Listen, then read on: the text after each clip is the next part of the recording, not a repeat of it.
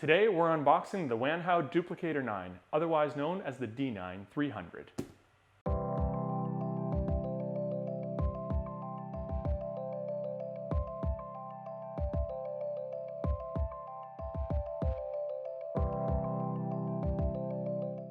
All right, let's get right to it. Start unpacking this thing.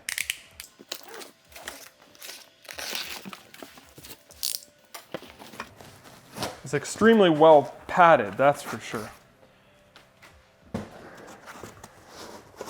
We have a box of components.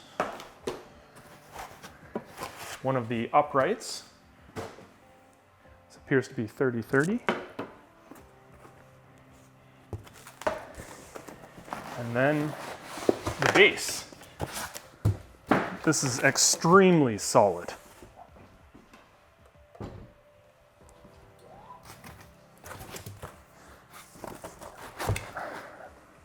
Another one of the uprights with a Xaxis lead screw.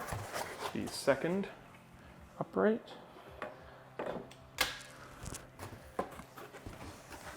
The Xaxis.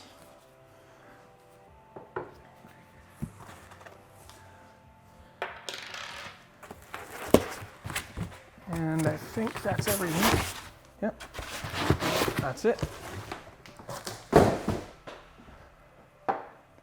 All right, we've got the D9 unboxed here. The first thing I should mention is there were no assembly instructions in the box whatsoever. There's a 2-pager available from Wanhao that you can find on our website on the listing for the D9. We're gonna unpack the box here and see what it comes with. We've got power cord. We have a nice Allen screwdriver. We've got the hot end assembly. All of the other Allen keys and bolts. A 300-gram little test spool of filament. A full-size SD card. The D9 doesn't use a micro SD like many of the others. And components to make up a little spool holder. The ribbon cable that runs up the gantry to the hot end. And a small tip to clean the nozzle, which is taped to the box so you don't stab yourself. Place this down here. Interesting to note, in the box, in shipping, one of the leveling screws came loose. This is apparently a common thing with the D9s. This one happens to go onto the front corner here, so let's just put that back where it belongs.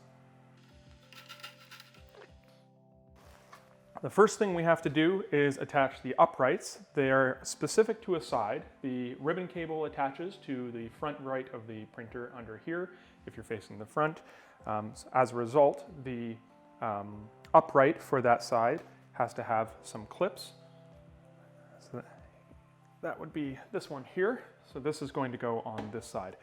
There's a screw at the bottom here that's already in the track of the extrusion. You're going to screw that in from underneath, attaching this through the threaded hole in the bottom there. Before you do that, I would suggest you take one of these T-nuts, these hammer nuts, and slide it in the extrusion here. Otherwise, it'll be difficult to position that afterwards. There you go. And then slide this off the end of the table.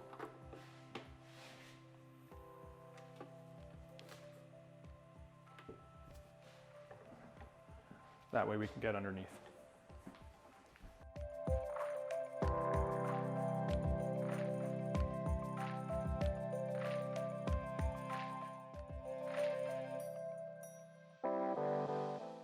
Don't tighten that too tight just yet. Now, we're going to tip it on its side.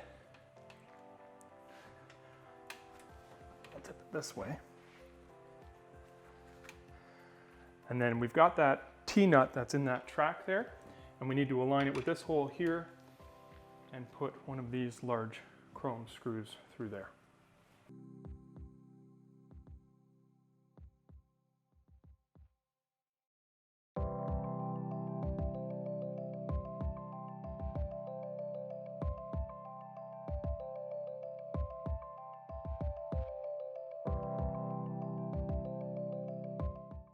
Now that that's securely fastened, go ahead and tighten up the bottom one that you put in earlier.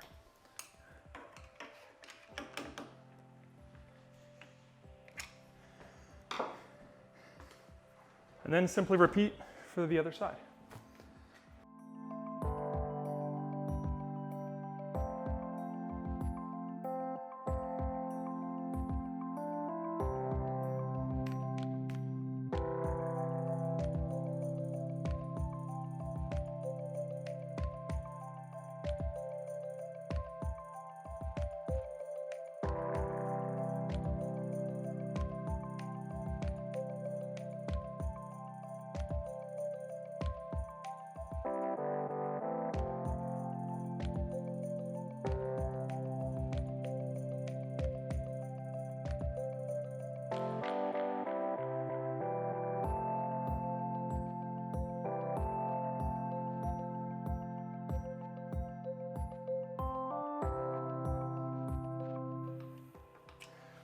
As you can see, it's a little bit tricky to get everything aligned correctly. You almost need an extra set of hands.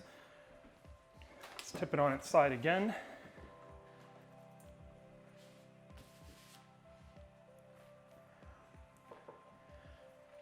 And then place the bolt in through the hammer nut.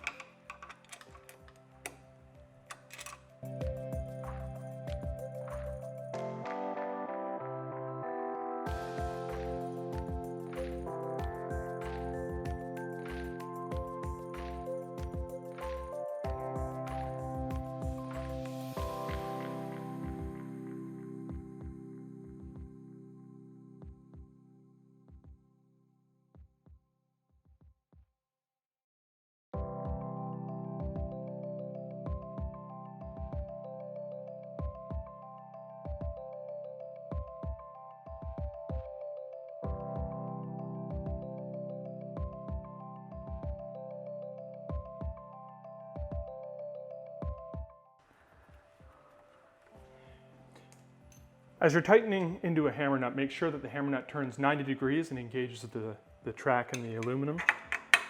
Otherwise, they can pop out. I'm going to tighten that good and tight there, and then tighten the bottom one here. All right.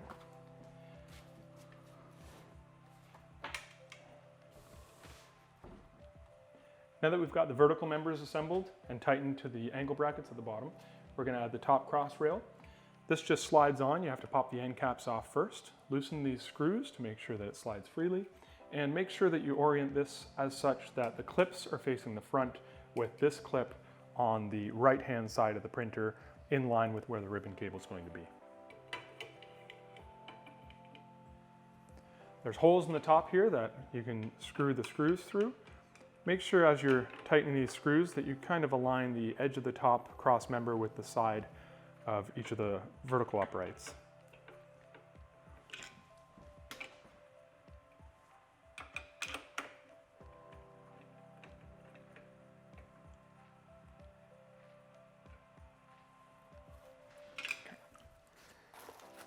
And we'll pop those caps back on.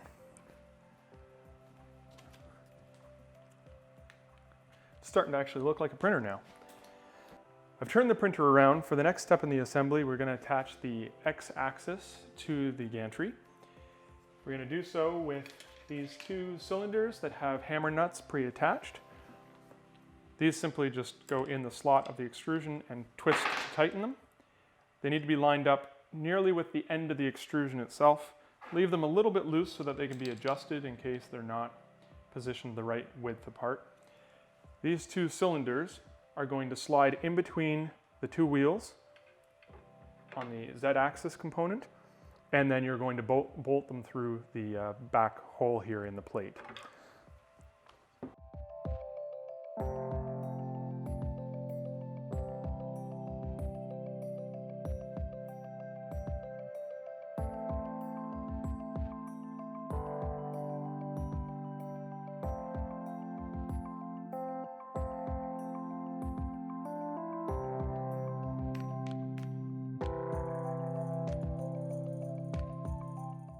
Now we're ready to start mounting the hot end to the X carriage. There are two little screw holes here that line up with the two in the side of the bracket. Make sure that the aluminum plate is facing the front. Slide that in. Take these small screws and just thread them through with your fingers. Don't tighten them yet until you've got them all threaded in, and then you can go around and tighten them.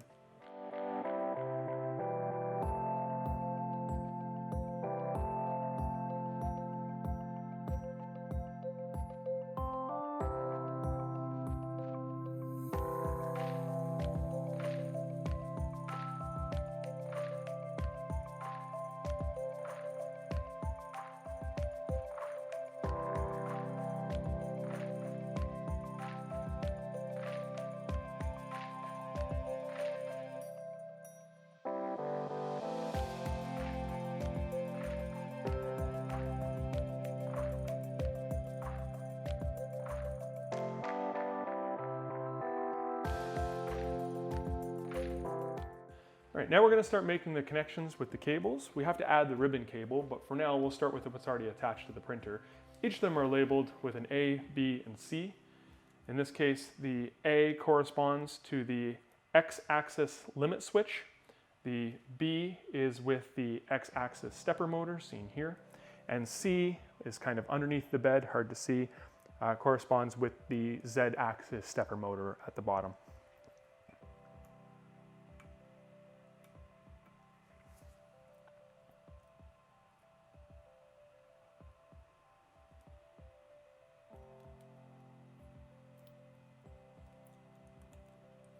Now that we've made those connections, we'll turn it back around.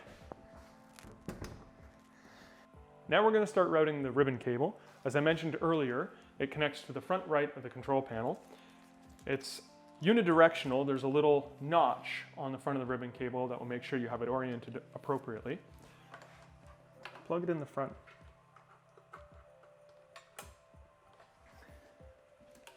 And then we're just going to loosely route this for now, and we'll tidy it up as we go. These clips here snap open and you can run the cable through them.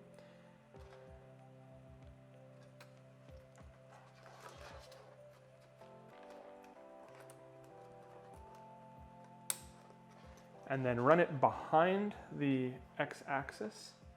Later we'll peel this tape off and stick them directly to the aluminum extrusion.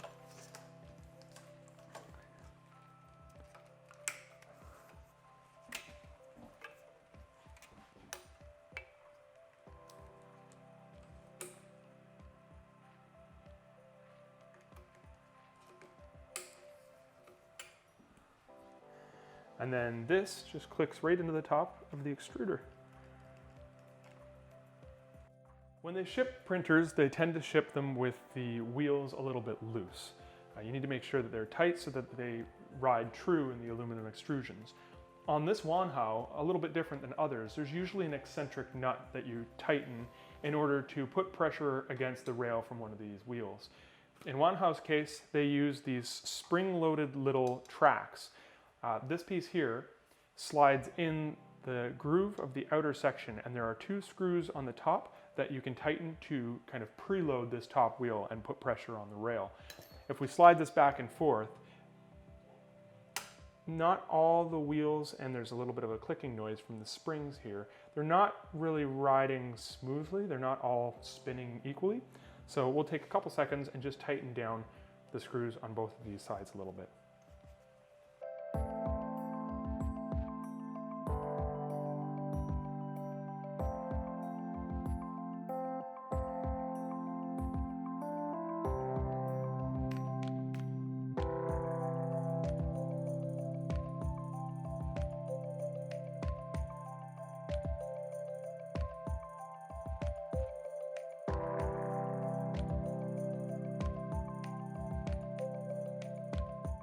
The last thing we have to do is attach the spool holder to the top. We've got two hammer nuts and associated screws. We're going to place this right in the center. And this piece here just unscrews and attaches to the frame.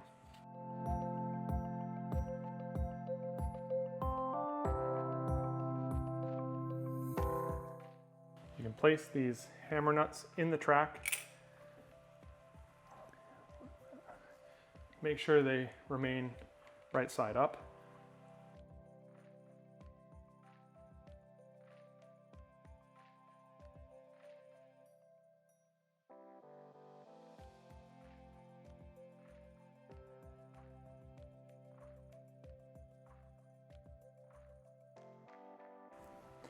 Now you're ready to load up your favorite filament and get printing.